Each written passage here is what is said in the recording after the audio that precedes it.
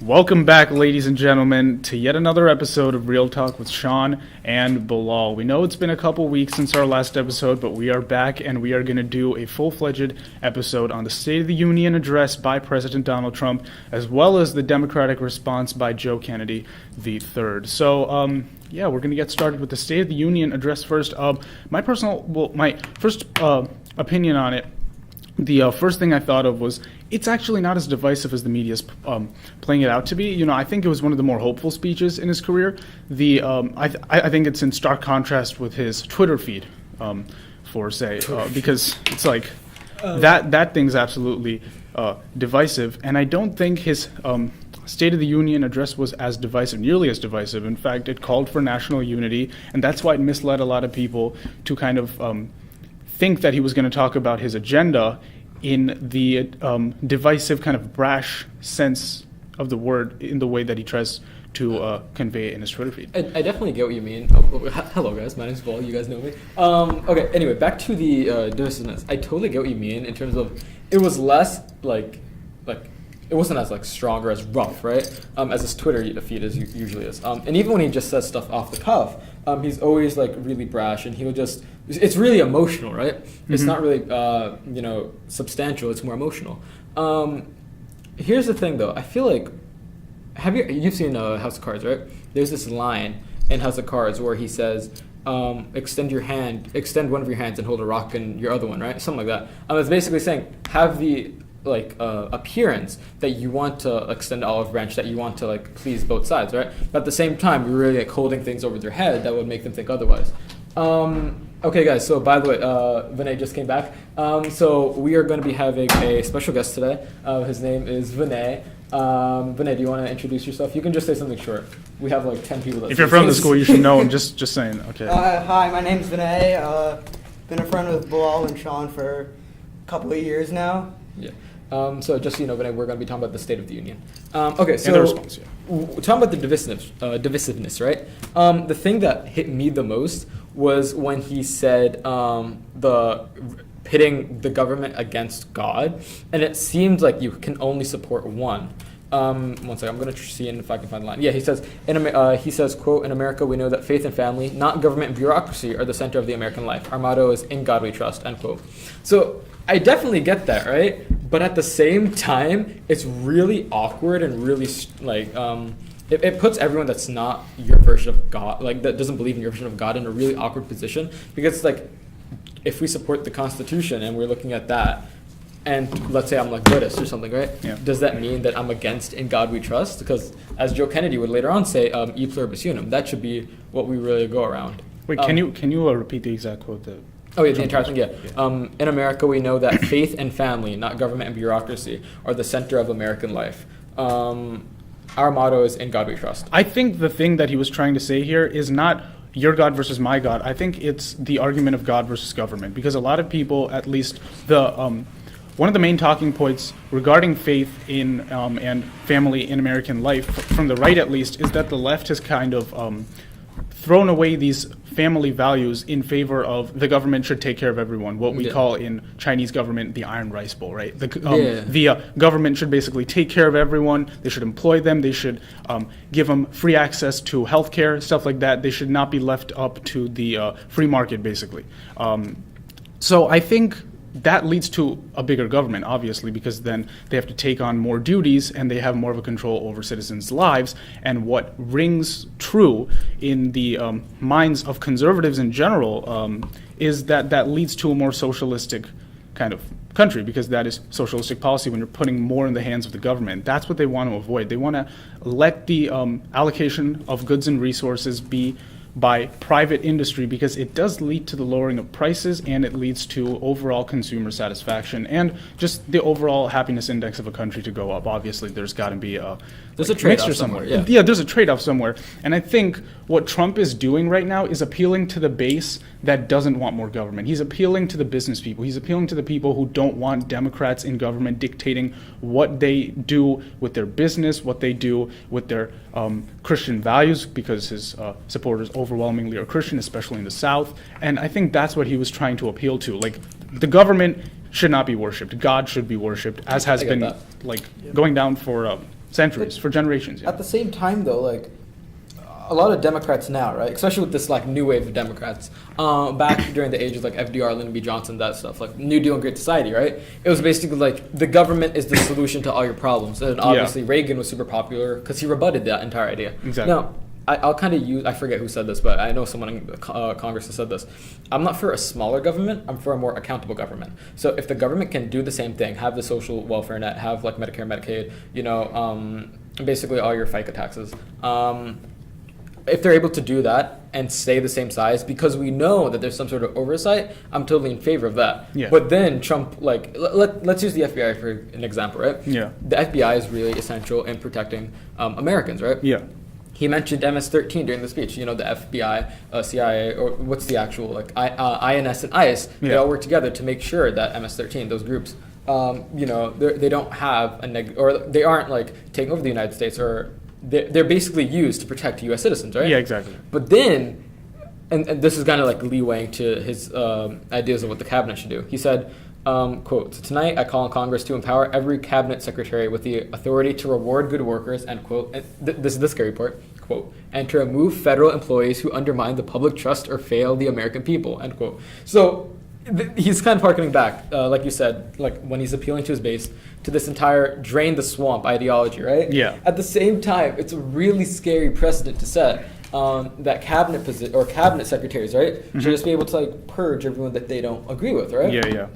If you are a federal employee, right? Yeah. And let's say you're not a high level, right? You're not even a mid level. Let's just say you're someone filing out paperwork or something, right? You are a Democrat, and obviously everyone in the federal government, they want to get as much power as possible, or at least go through the ranks, right? Yeah.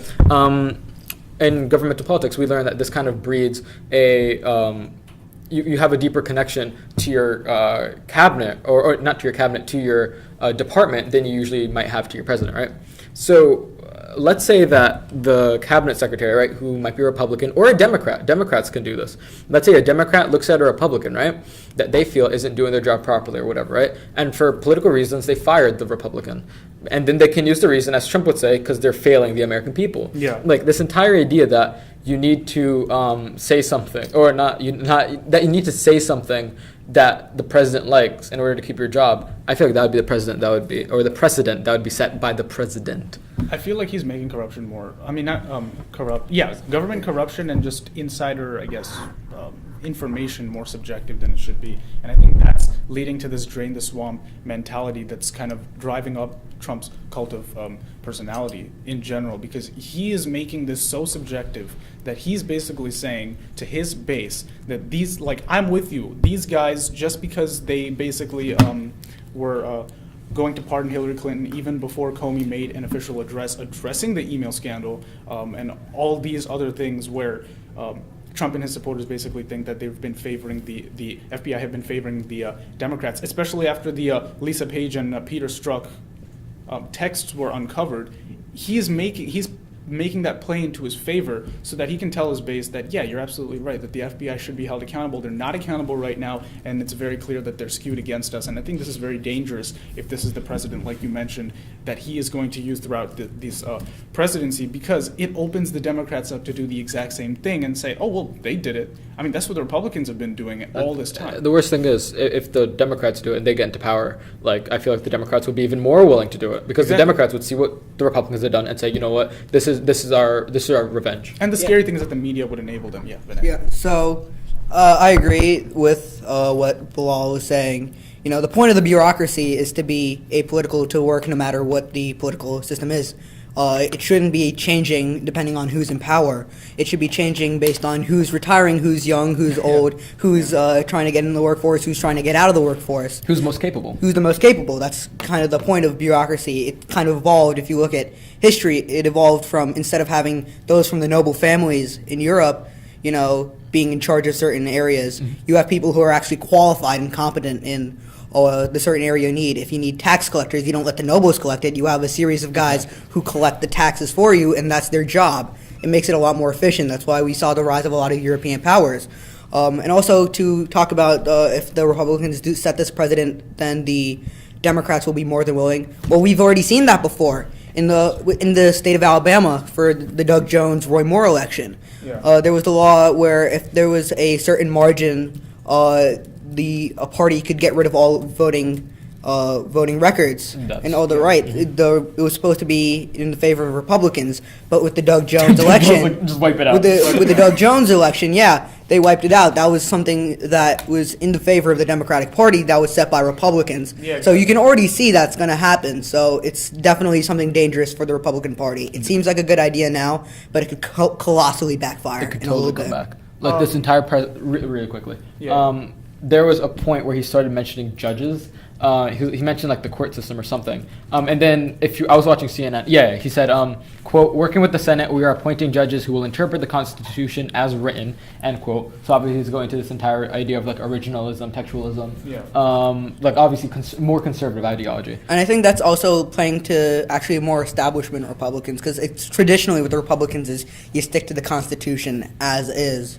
Oh yeah. Yeah, So that's someone definitely playing And to. you want as many of those people that agree with you in the government. So he says, in terms of people who's appointed, he said, quote, a great new Supreme Court justice and more circuit judges than any new administration in the history of our country, end quote. So, okay, obviously it's a good thing to appoint judges, right? I like judges. I like the Constitution. I think, you know what, fam, if you are qualified, if you have the, if you've shown that you're capable of serving as a judge or a justice, you should get that job. Yeah. So, this is kind of off topic, but regarding Neil Gorsuch, right? Mm-hmm. I was against Neil Gorsuch's nomination, not because of his capability, right? Yeah. He went to Oxford, for God's sake. He's a really smart guy. And well read. He's very well read. It's not that I don't agree with you, right? That's not why. Yeah. It's the fact that they held up the entire Supreme Court nomination process, right? Yeah. So when he's mentioning that he's appointed a Supreme Court judge and more circuit court judges, right? Mm-hmm. I really think that he's setting a dangerous precedent for when the Democrats come into office.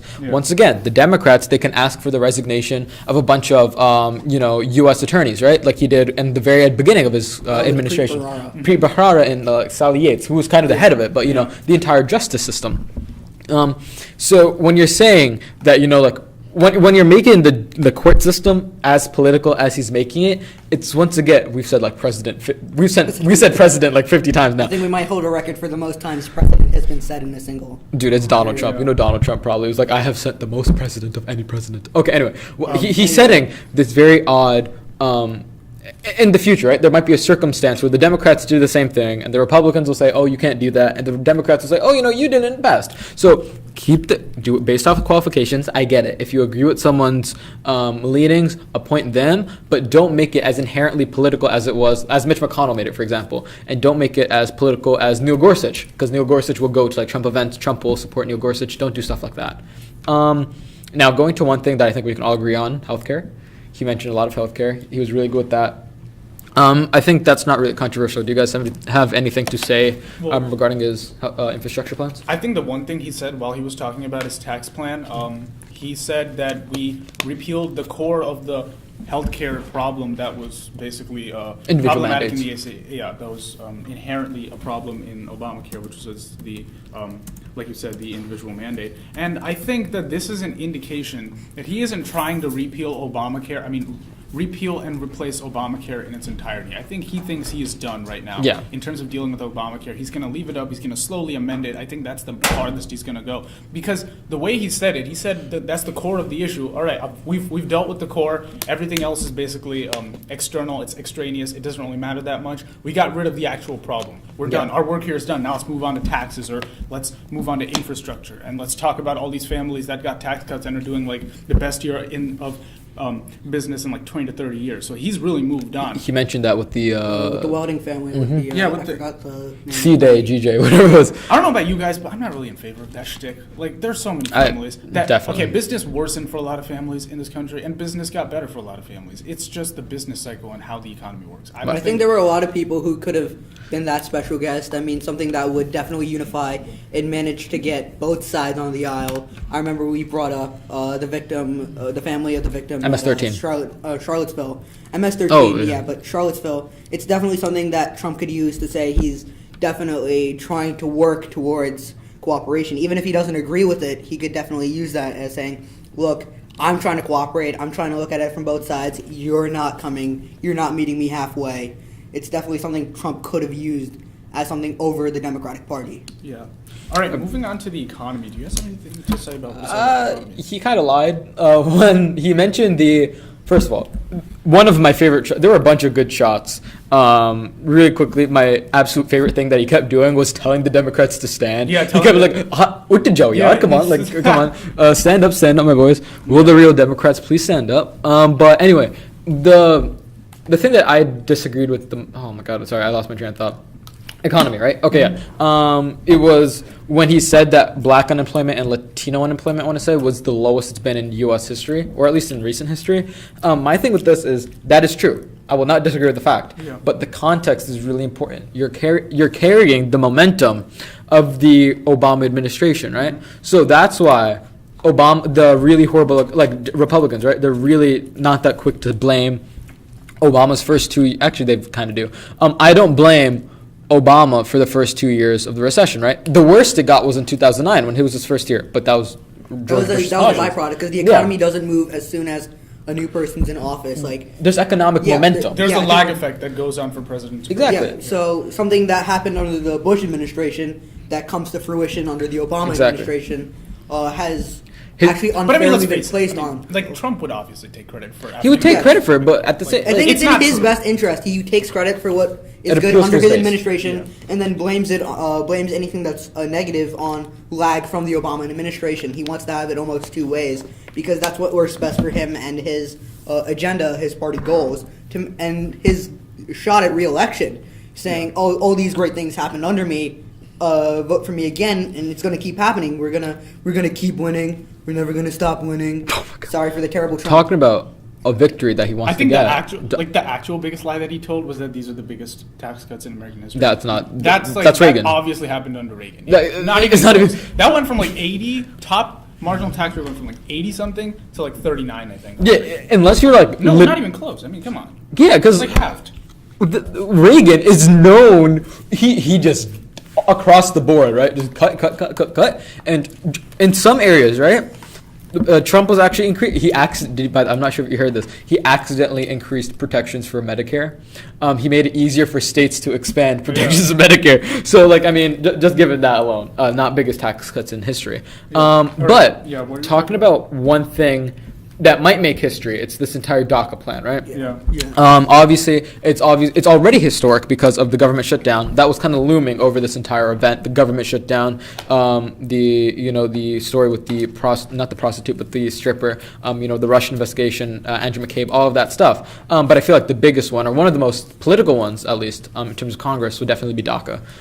So with do you guys have anything to say about DACA, or can I just get right into it? Well, the first thing he said about DACA was, I think he kind of underplayed the case for DACA because he called all Americans dreamers, and I think that he painted Americans the same way that the left paints DACA and DACA like actual dreamers, for the reason that I get that word was even invented in the first place, and by that obviously beautiful rhetoric. That was a line we were talking about it once again in government politics. It's a really good line. It was succinct. It's something you can remember. Americans are dreamers. It's a good line. I agree with it. The only problem I have with it is that it kind of undersells all the struggles that actual dreamers had to go through to get here.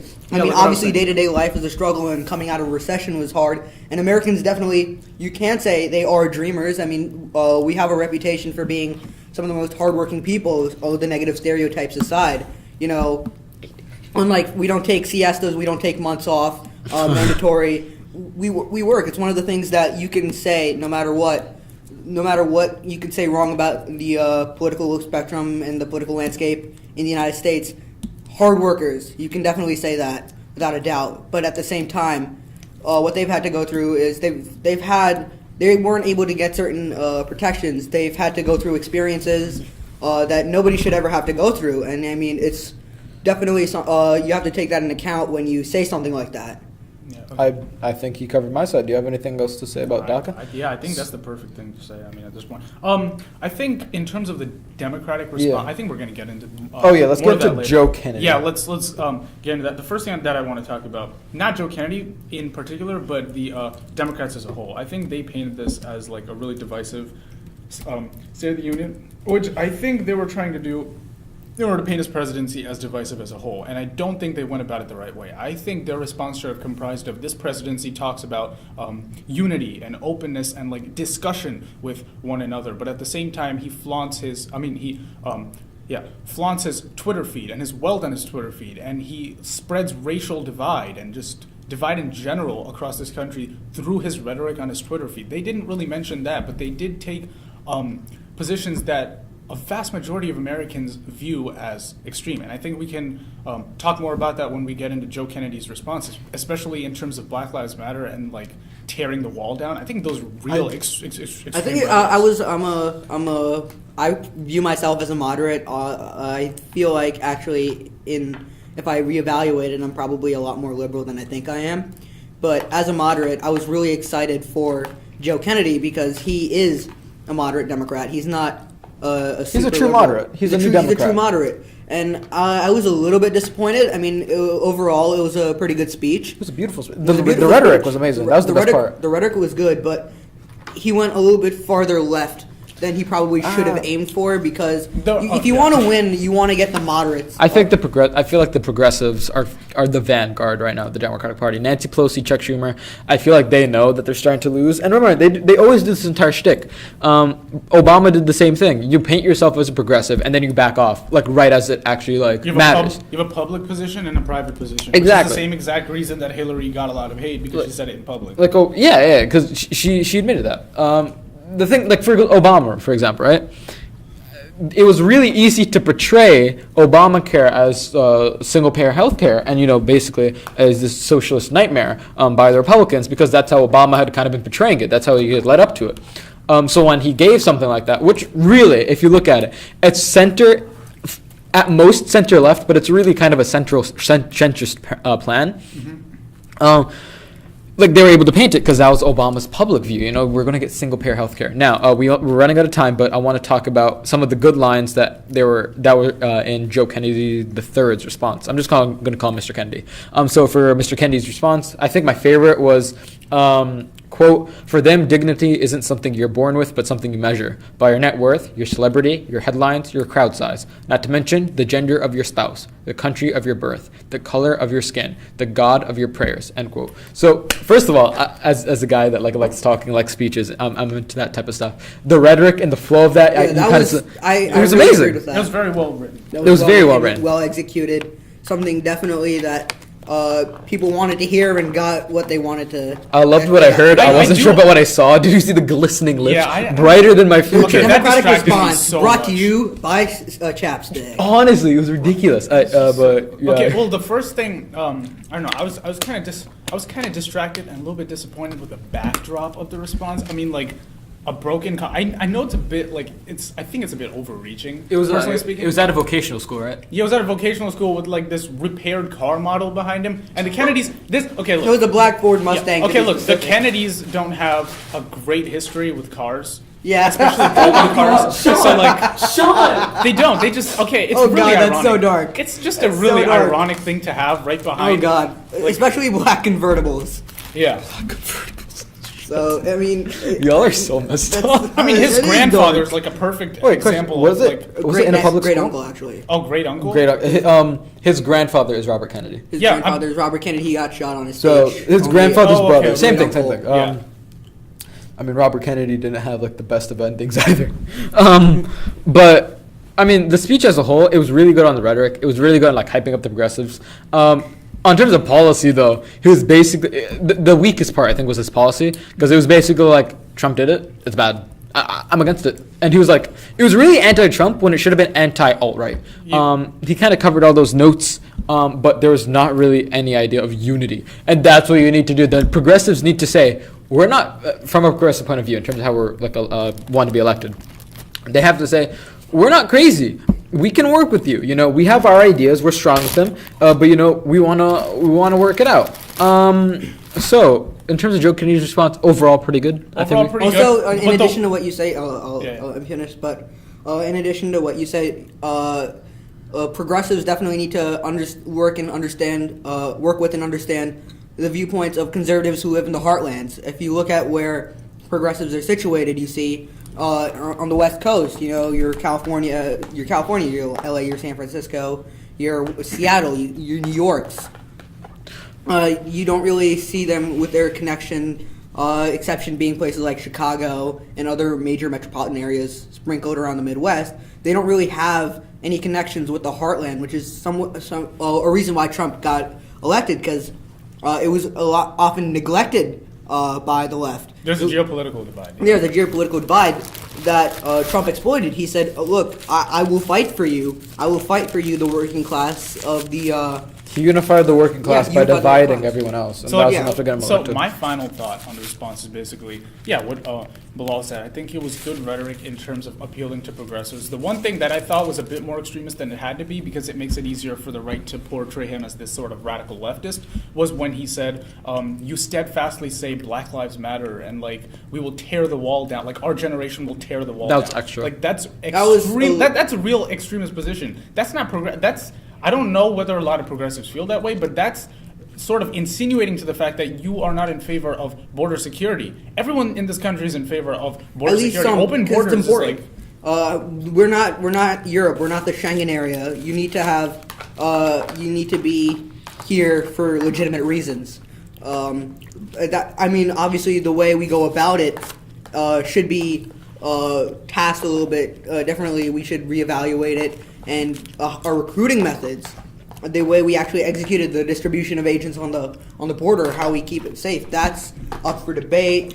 But nobody here, at least that I know, is really against strong borders. yeah. So guys, that is all the time we have today. Once again, I want to thank you all for coming out, not coming out, but listening to us. We want to thank Vinay for being our special guest, first special guest actually. Vinay, do you have anything else you just want to say to wrap us up? That this is a great podcast. Thank you. I remember subscribing from the beginning when I heard Bilal and Sean saying, "Oh, we have a podcast." I immediately thought this would be great, and they haven't disappointed.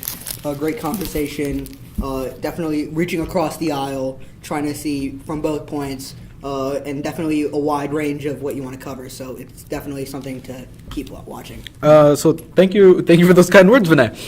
So as always, this has been a Real Talk today with Vinay, but Real Talk with Bilal, Sean, and today Vinay. See you guys at the next podcast. Bye.